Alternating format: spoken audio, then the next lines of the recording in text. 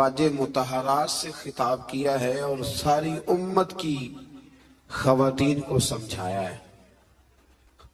خاص مقام ہے سمجھنے والا۔ اللہ کریم نے بالکل شروع میں کہا کہ اے محبوب علیہ السلام کی بیویوں، آپ کا مقام لوگوں میں سے ذرا امتیازی ہے، سو تقوی اختیار کرو، غیر محرم مردوں کے ساتھ نرم لہجے میں بات نہ کرو، نرم لہجے میں غیر محرم کے ساتھ بات، بس اپنے کام کی بات کرو، اور وہ بھی اس طرح بات کرو جس طرح بے رخی سے ہوتی ہے۔ عورتیں نرم لہجوں کے ساتھ غیر محرموں کے ساتھ گفتگو نہ کرو۔ اور پھر ارشاد فرمایا جا رہا ہے کہ ضرورت کے مطابق بات کرو، زیادہ بات بھی نہ کرو، اپنے گھروں میں رہو اور زمانہ جاہلیت کی طرح زیب و زینت کی نمائش نہ کرو۔ نماز اور زکوٰۃ، اللہ اور اس کے رسول صلی اللہ علیہ وسلم کی اطاعت پر کاربند رہو، اور جو ایسا کریں گی تو ان کو دوہرا اجر ملے گا، اور ان کے لیے آخرت میں عزت کی روزی کا مقام ہے، روزی کا اہتمام ہے۔ اسی مقام پر اللہ کریم نے فرمایا انما یرید اللہ لیذہب عنکم الرجس اہل البیت ویطہرکم تطہیرا۔ فرمایا اللہ تو یہی چاہتا ہے اے نبی کے گھر والوں کہ تم سے ہر ناپاکی دور کر کے تمہیں صاف ستھرا کر دے۔ فرمایا اللہ تو یہی چاہتا ہے کہ تم سے ہر ناپاکی دور کر کے تمہیں، پیچھے کس کا ذکر ہو رہا تھا؟ ازواج مطہرات کا، نبی پاک علیہ السلام کی۔ تو یہ ذکر ہی، یہ آیت تذکرہ ہی ازواج کے تذکرے میں آیا۔ بہت سارے لوگ کہتے ہیں اہل بیت میں بیویاں شامل ہی نہیں، یہ صرف حضور علیہ السلام کہ وہ اہل بیت ہیں جو حضرت علی، سیدہ فاطمہ اور ان کی اولاد ہے۔ وہ خدا کے بندے، جب آپ سے پوچھا جاتا ہے گھر والوں کا کیا حال ہے تو بیویاں مراد ہوتی ہیں کہ نہیں؟ جب پوچھا جاتا ہے کہ گھر والوں کا کیا حال ہے صرف بچے مراد ہوتے ہیں کہ بیوی بھی مراد ہوتی ہے؟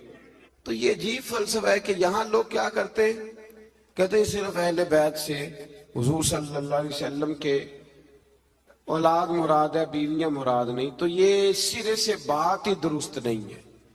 جب اہل بیت کی بات ہوگی تو حضور کی ساری ازواج اہل بیت میں شامل، یہ سمجھ لے بات، چونکہ یہاں تذکرہ ہی ازواج مطہرات کا چلا آ رہا ہے۔ پھر اس سے آگے آیت نمبر 35 میں مومن مردوں اور عورتوں کی اکٹھی صفات کا بیان ہے۔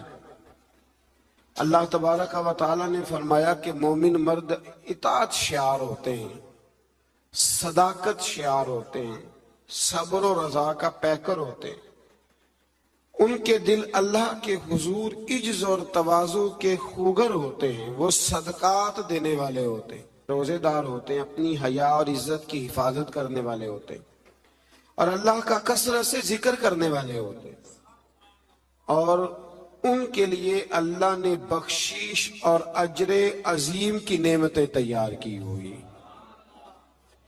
پھر آیت نمبر 36 میں فرمایا نہ کسی مومن مرد اور نہ کسی مومن عورت کے لیے یہ جائز ہے کہ جب اللہ اور اس کا رسول کو فیصلہ فرما دیں تو ان کے لیے اپنے اس کام میں کوئی اختیار رہ جائے۔ اس آیت کی تھوڑی تفسیر ضروری ہے، اس کی تھوڑی تفسیر کر دیتا ہوں۔ ہوا یہ تھا کہ نبی کریم علیہ السلام نے اپنے ایک غلام کے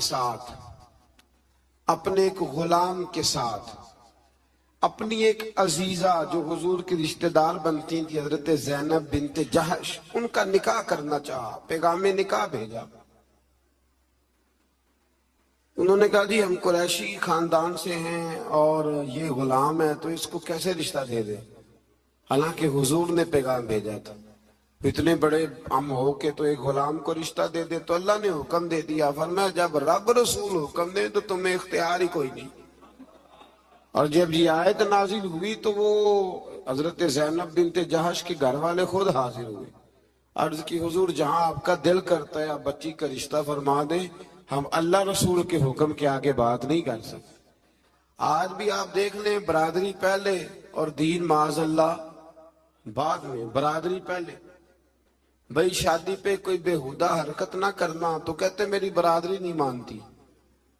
یہ بڑا خطرناک جملہ ہے، یعنی ایک طرف نبی پاک کی شریعت اور دوسری جانب برادری، تو یہ مطلب آپ اندازہ کر لیں کہ یہ بات کہاں تک جاتی ہے۔ آپ نے اس میں سے اختیار کسے کیا؟ ہماری برادری وہی ہے جس برادری میں حضرت بلال حبشی شامل ہے، حضرت صہیب رومی اور عمار یاسر شامل ہے، وہ ہماری برادری ہے، ایک ہوں مسلم حرم کی پاسبانی کے لیے۔ اللہ توفیق عطا فرمائے۔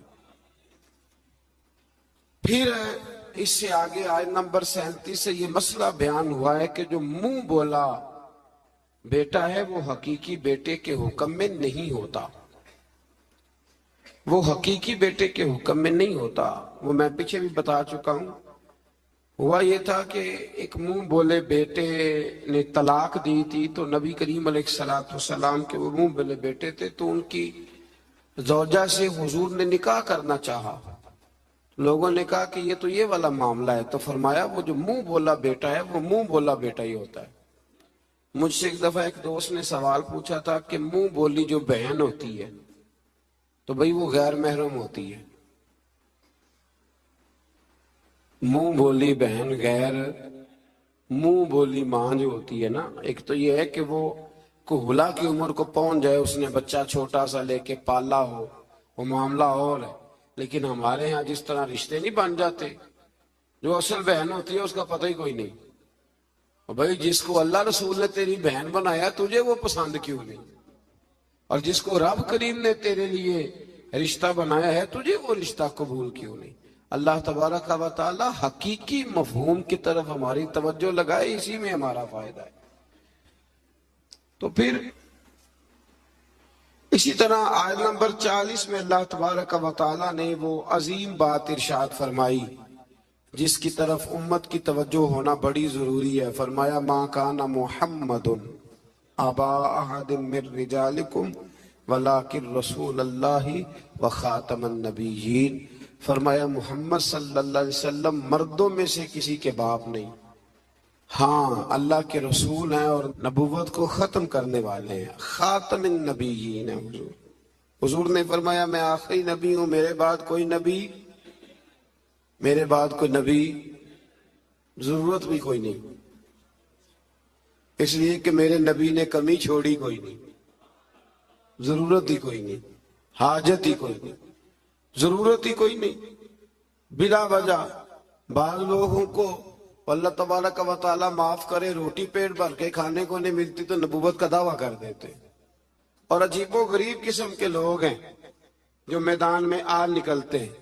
اور مجھے تو ان لوگوں کی سمجھ نہیں آتی جو دلیلیں پوچھتے ہیں اور پھر بعد میں کہانیاں سناتے ہیں۔ تو بھئی حضور آخری نبی ہے، رسول کریم کے بعد کوئی نبی آ سکتا؟ ایک بات کو سمجھیں، حضور کا تاج ہے ختم نبوت، یہ نبی پاک کی نشست ہے ختم نبوت، یعنی نبی ختم ہو گئے تو آخری نشست پہ حضور بیٹھے۔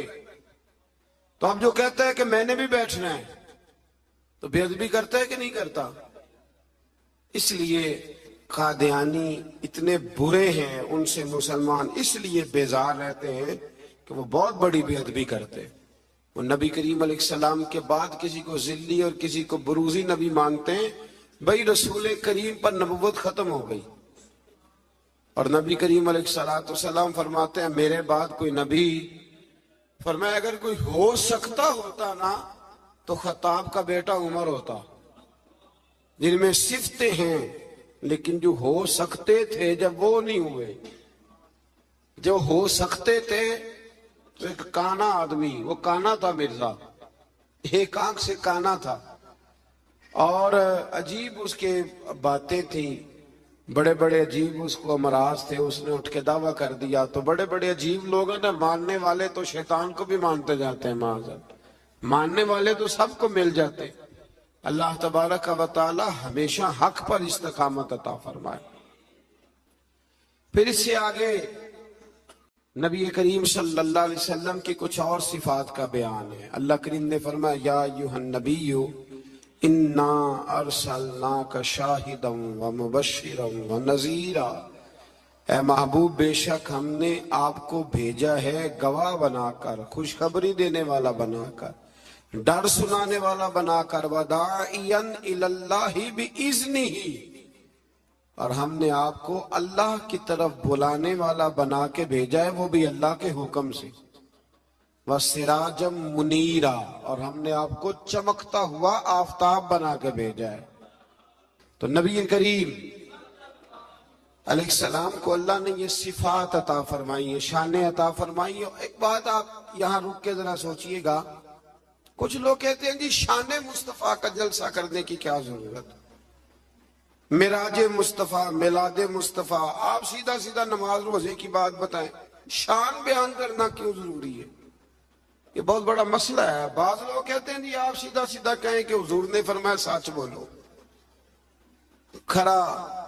खरी बात करो और दयानतदारी। ये आप क्या, हुजूर शान बड़ी थी, अजमत बड़ी थी, तो भाई इन आयात में अल्लाह क्या बयान कर रहा है?